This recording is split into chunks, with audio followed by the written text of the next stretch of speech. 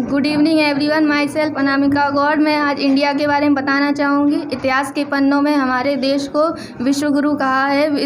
इसका अर्थ है कि समूचे विश्व को पढ़ाने वाला शिक्षक। विश्व गुरु पदवी का दावा भारत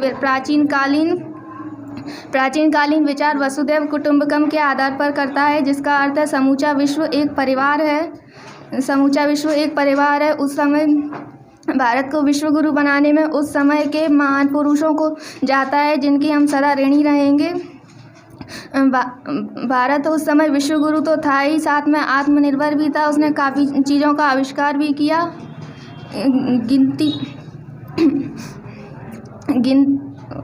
गिनती की देन भारत की ही देन है। इसीलिए कहा गया है, जब जीरो दिया मेरे भारत ने तो विश्व को गिनती आई। और यदि आप भारतवासी हैं तो आपने शिक्षा दान महादान जैसा वाक्य सुना होगा, जिसका यह एक पंक्ति नहीं है, यह हमारी सभ्यता और शिक्षा से जुड़े रहने वाला प्राचीनकालीन वो विचार है।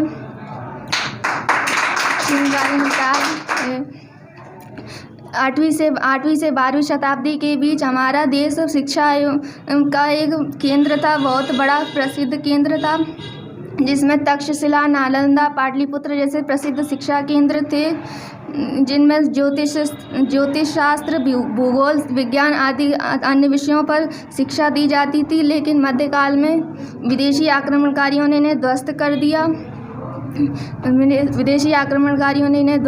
दिया और विदेशी लोग भारत की समृद्धि एवं धन को देखकर इतने लालची हो गए कि वे भारत पर आक्रमण करने लगे।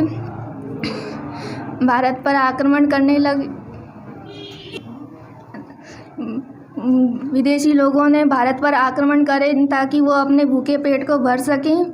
हमारे देश में युवा आबादी, लोकतंत्र, विविधता जैसी दुर्लभता का ऐसा संयोजन है जिसकी बराबरी विश्व का कोई अन्य देश नहीं कर सकता है। इसलिए हमें इनकी ताकतों को व्यर्थ नहीं करना चाहिए, बल्कि इनका सही उपयोग